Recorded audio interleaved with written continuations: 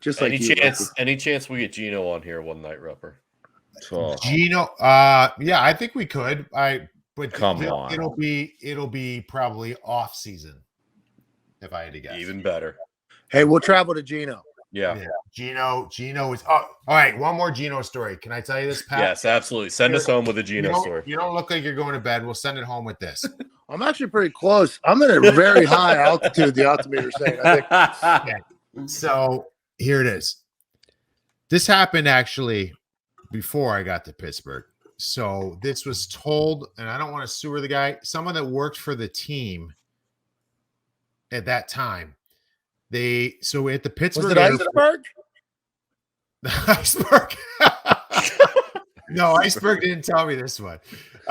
So the mascot. So the airport in Pittsburgh there. So we didn't, obviously, like most places, and you know this, like you don't go to the terminal. Like you go to the private area to where the charter plane's taken off from. So in Pittsburgh, the way it worked in every team that I played for was different. But in Pittsburgh, you pulled up to the gate, waved your hand, they opened the gate, you pull in, you park literally 150 feet from the plane on the tarmac, right? That's what we and then you go in the hangar to go through your you go through the hangar to go through the TSA security check. Yes, thank you. TSA check. So what ends up happening is the team's pretty much all on the plane, and they're waiting for Geno Malkin and Sergei Gonchar, the two Russians, to come and get on the plane. So the way it worked is the guys would come on the plane and they check off. All right, Nick's here, Gumpy's here, Pat's here. And they check everybody off. Present. So what's that? Present.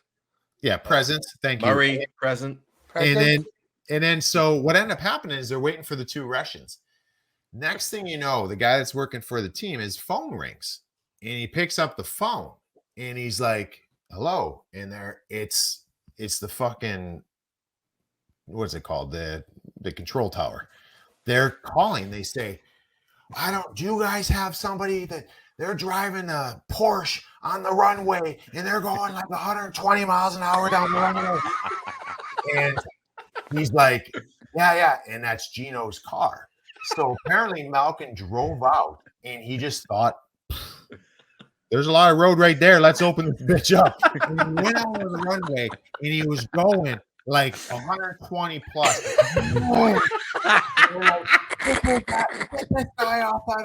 So they're calling, trying to get him. Geno just comes pulling over, and I guess his excuse, I don't know. This is paraphrased, but he's like, I don't know. Yeah. And maybe in Russia, there's the same kind of thing where it says, what is it? Ask for forgiveness. What is it? How's that saying go? I'd rather ask for forgiveness than permission. Perfect. Yeah. So apparently Geno and Gonch, which is hilarious because Sergei Gonchar was supposed to be the mentor for Geno. I don't know what happened right there. If Geno's like, let's bring this bitch out on the runway, and Gonchar's like, yeah, let's do it. But they went out there and they were ripping down the Pittsburgh International Airport down the main runway in their Porsche. The thought of everybody sitting on that plane. Waiting on that. So that's what I got. Oh shit! Hey, he just did whatever he wanted at all times. You can't speak English. You can say whatever. I not understand. In Russia, we do that. It's a get out of jail free card. Hey, what? He's not like this. I'm not trying to characterize. Geno is awesome, and I'm not just saying that. But I play with some Russian guys who've been here. I don't give a shit.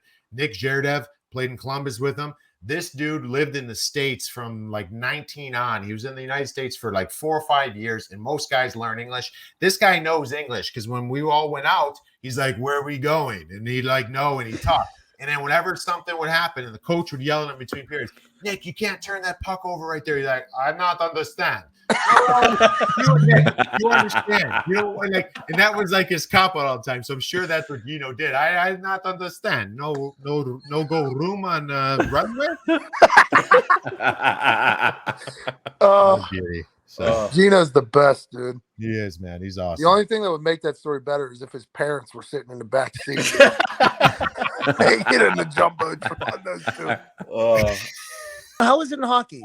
you guys get like endorsement deals from Adidas and all that shit, or No, do you get? yeah, like obviously it's just like any other sport, the bigger name guys, but there's opportunities for everybody. And I remember there's a helmet that I wore. So Mark Messier, I was playing for the Rangers. Mark Messier, it was called the Messier Project, and he started making these helmets that were supposed to be concussion proof helmets. Ironic from the guy who elbowed everybody he could in the head. You want to protect them, Hey, keep the elbow in the game. Probably felt some guilt, we ruined a lot of people's lives, so he figured he'd protect a lot in the future. So he invented this helmet, or he was part of it was his project, Messier Project. Ugliest fucking things I've ever seen in my life.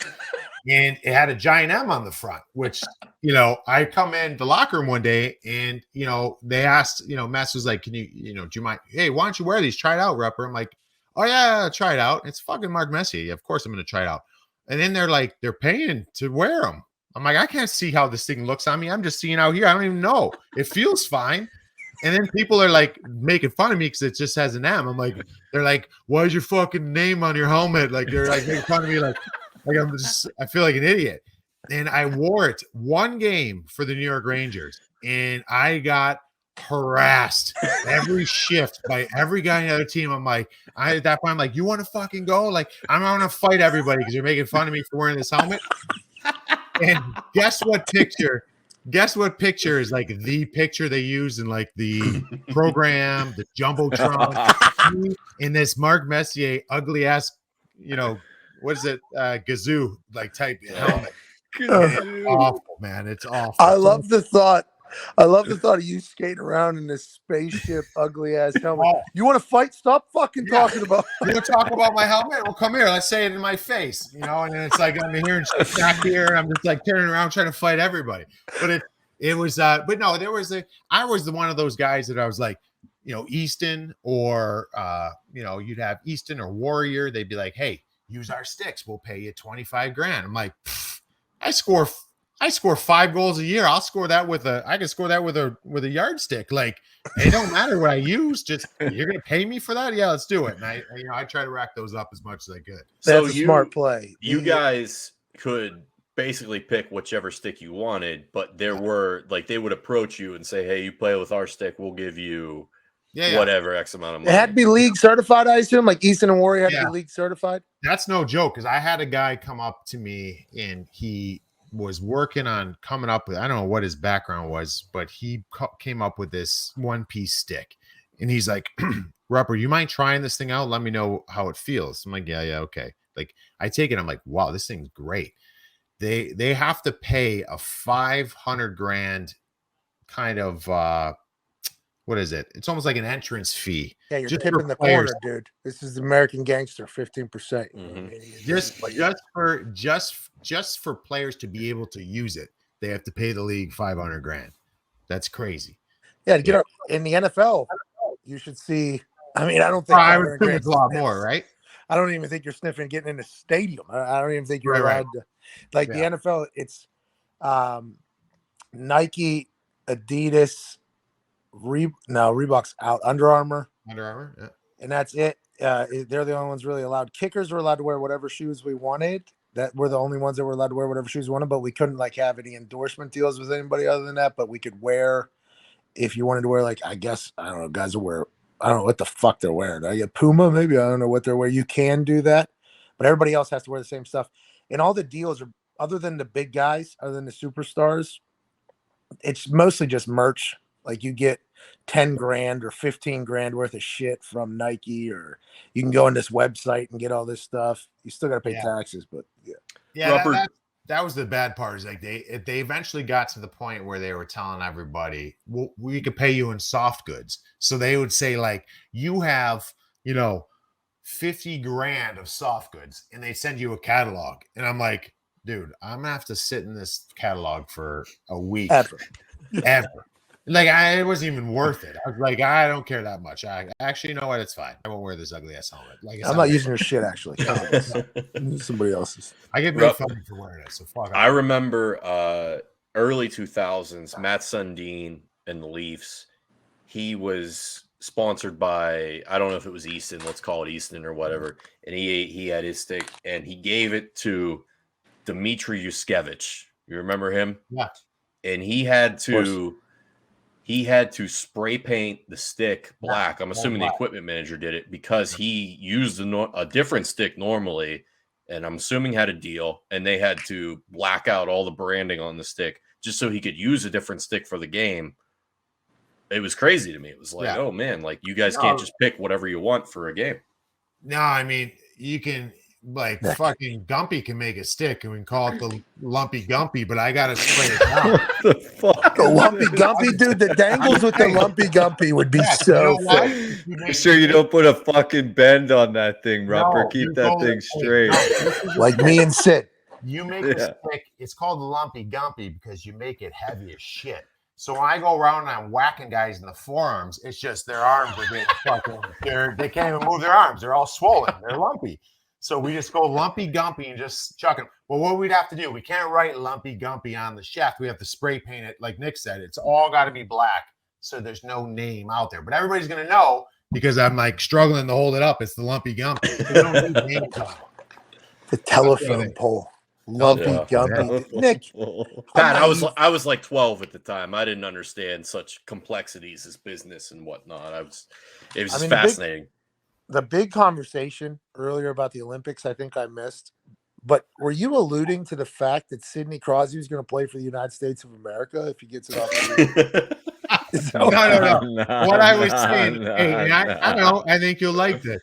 There was all right, one of the players from Team Canada, Brad Marchand, came out and he said, why don't you have a taxi squad that will fill the void from the guys going to the Olympics so the league doesn't have to stop. We'll go play in the Olympics. You'll have a taxi squad. NHL season will continue. And my thought was, I'm actually not sure all the superstars would still go to the Olympics because they don't want to leave their team hanging.